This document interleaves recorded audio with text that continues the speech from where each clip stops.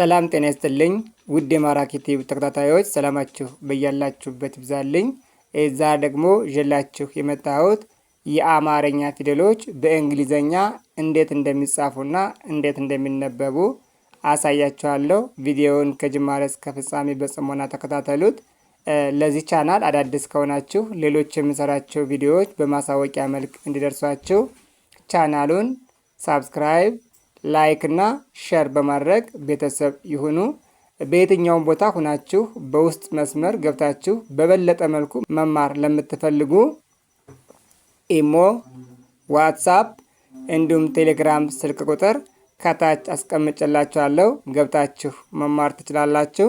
አሁን በቀጥታ ወደ ትምህርታችን እንግዲህ ከዚህ ጋር እነዚህ የምታዩቸው እዚህ ጋር ያሉት ነገሮች አማርኛዎቹ ናቸው። ከዚህ ጋር ደግሞ እነዚህ የምታዩቸው እነዚህ እዚህ ጋር የተጻፉት ማለት ነው። በመጠን አነሳ የጻፏቸው እነዚህ ከላይ ያሉት አማርኛዎቹ ወደ እንግሊዘኛ እንዴት ተቀይረው ሲጻፉ የሚያሳይ ነው። እንዴት እንደሚጻፉ የሚያሳይ ነው። ስለዚህ እናንተ በጽሞና መከታተል ይኖርባችኋል ማለት ነው። በተለይ ይሄ ቪዲዮ የሚረዳችሁ ለማን ነው? አማርኛ በእንግሊዘኛ መማር ለምትፈልጉ ሰዎች እነዚህን የፊደላት ውክሎችን በደንብ በጥንቃቄ ከያዛችሁና አነበባችኋቸው አማርኛ በእንግሊዝኛ የማታነቡበት እንዲሁም ደግሞ የማትጽፉበት አንዳችን መንገድ አይኖርም። ስለዚህ ቪዲዮውን በጽሞና ደጋግማችሁ ልታዩት ይገባል። ኦኬ፣ እስኪ እንግዲህ እያንዳንዳቸው ፊደሎች በምን እንደሚወክሉ እናያለን። በበቀደም ክፍለ ጊዜያችን በክፍል 1 በክፍል 2 እንዲሁም ክፍል 3 ላይ የለቀኩላችሁ ቪዲዮዎችን ከዚህ በፊት ያሉትን ገብታችሁ ማየት ትችላላችሁ። ዛሬ ግን ከየ ጀምሮ ያሉትን እንመለከታለን። ኦኬ፣ እንግዲህ እዚህ ጋር እንደምታዩቸው የየ ቤተሰቦች ተጽፈዋል። ከዚህ ጋር እንግዲህ የብለን ምንጠራት የአማርኛ ፊደላችን እስከ ዘሮቿ ድረስ ወይም ደግሞ እስከ ቤተሰቦቿ ድረስ ተጽፈዋል። እነዚህ የብለን ምንጠራው የአማርኛ ፊደል በእንግሊዝኛ እንዴት ይጻፋል የሚለውንም ከታች አሳያችኋለሁ። ተከተሉኝ። እንግዲህ እዚህ ጋር የምታዩት የ ነች። ይቺ የብለን ምንጠራት ፊደል በአማርኛ ይህን ቅርጽ ስትይዝ በእንግሊዝኛ ደግሞ ይህን ቅርጽ ይዛለች። ዋይ ኢ ብለን ስንጽፍ የ እያልን ነው ማለት ነው። የ ማለት ዋይ ኢ ብለን እንጽፋለን። ዩን ስንጽፍ ደግሞ ዋይ ዩ ብለን ስንጽፍ ይቺ ዩ ብለን ምንጽፋት ፊደል በእንግሊዝኛ ስንጽፋት ዋይ እና ዩን እንጽፋለን። ይ ስንል ዋይ ኢ፣ ያ ስንል ዋይ ኤ፣ የ ስንል ደግሞ ዋይ እና ኢ፣ ይ ስንል እንዳለ ብቻውን። ስድስተኛ አማርኛ ፊደሎች ምንጊዜም ቢሆን ብቻቸውን አናባቢ አይፈልጉም። ይ ብለን እንቀራለን። ከዚያ ዮ ስንል ዋይ እና ኦ ይሆናሉ ማለት ነው። ዮ ብለን ስንጽፍ ዋይ ኦ ብለን እንጽፋለን። ኦኬ፣ ከዚያ በመቀጠል ወደዚህኛው ስንሄድ ደ ብለን የምንጠራው ነው። ይሄ ደ በአማርኛ ቅርጹ ይሄ ነው። ቤተሰቦቹ ደግሞ እዚህ ጋር አሉ። ይሄ ደ ብለን የምንጠራው ፊደል ወደ እንግሊዝኛ ስንደ ተብሎ ጻፋ ስትምሉኝ ይሄው ዲ እና ኢ ደ እንላለን። ደ ስንል ዲ ኢ፣ ዱ ስንል ዲ ዩ፣ ዱ ስንል ዲ ዩ፣ ዲ ስንል ደግሞ ዲ፣ ዳ ስንል ዲ ኤ፣ ዴ ስንል ደግሞ ዲ ኢ፣ ድ ስንል ኦንሊ ዲ ብቻ እናደርጋለን። ዶ ሲሆን ደግሞ ዲ ኦ ይሆናል ማለት ነው። ዲ ኦ። በጣም ጥሩ። ስለዚህ እንዲህ እያደረግን ማየት መቻል አለብን ማለት ነው። ኦኬ፣ የሚቀጥለው ጋር ስንሄድ ጀ ነው። ይሄ ጀ ማለት በአማርኛ እንዴት ብሎ ይቀመጣል ስላችሁ በአማርኛ ይህን ቅርጽ ሲይዝልን በእንግሊዝኛ ደግሞ ጄና ኢ ናቸው። ጄ ኢ፣ ጀ እንላለን ማለት ነው። ጁ ስንል ደግሞ ጀ ዩ፣ ጀ ዩ፣ ጁ እንላለን። ጂ ስንል ጂ አይ፣ ጄና አይ። ጃ ስንል ጄና ኤ፣ ጄ ስንል ጄ ብለን ስንጠራ ደግሞ ጄ ማለት ጄና ኢ ናቸው። ጂ ስንል እንዳለ ብቻው ጂ ይሆናል። እንዳለ ብቻውን ጄን እናስቀምጣለን።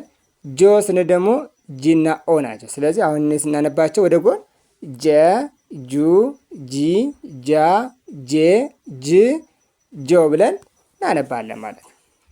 በጣም ጥሩ። ከዚህ ቀጥለን የምናገኘው ገ ነው። ገ ማለት እንግዲህ በአማርኛ ሲጻፍ ይሄ ነው የሚመስለው። እዚህ ጋር አለ። ከዛ ይሄ ገን ወደ እንግሊዝኛ እንዴት አድርገን እንቀይረዋለን ስንል ልብ አድርጉ። ገ ማለት ጂ ኢ፣ ጂ ኢ። ጉ ስንል ጂ ዩ፣ ጊ ስንል ጊ ስንል ጂ ኢ ይሆናል። ጋ ስንል ደግሞ ጂ ኤ ይሆናል። ጌ ስንል ጂ ኢ ይሆናል።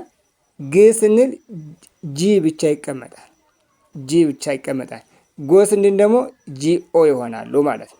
ከዛ እነዚህን ስናነባቸው ምን ይላሉ? ይኸው ገ እናንተ አማርኛውን ማንበብ ትችላላችሁ፣ ይሄኛውን ማንበብ ትችላላችሁ። ስለዚህ ገ፣ ጉ፣ ጊ፣ ጋ፣ ጌ፣ ግ፣ ጎ ብላችሁ ማንበብ ትችላላችሁ ማለት ነው።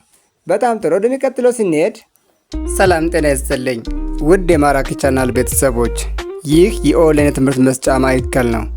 የምንሰጣቸው የትምህርት አይነቶች አማርኛ፣ እንግሊዘኛ፣ ሂሳብና አፋን ኦሮሞ እንዲሁም ሌሎችን የትምህርት አይነቶች ከጀማሪ እስከ ከፍተኛ በተለያዩ የሶሻል ሚዲያ አማራጮች ማለትም በኢሞ፣ በዋትስአፕ፣ በቴሌግራም፣ በጎግል ሚት እንዲሁም በዙም አፕ እያስተማርን እንገኛለን።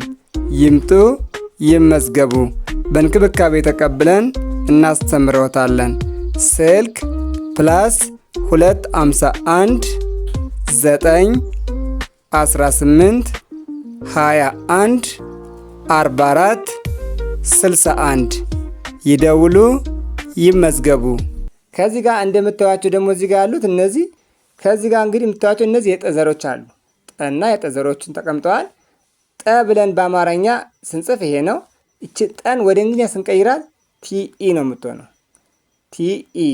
ጡ ስንል ቲዩ፣ ጢ ስንል ቲአይ፣ ጣ ስንል ቲኤ፣ ጤ ስንል ደግሞ ቲኢ፣ ጥ ስንል ቲ ብቻ፣ ቲ ብቻ፣ ጦ ስንል ቲኦ እንላሉ ማለት ነው።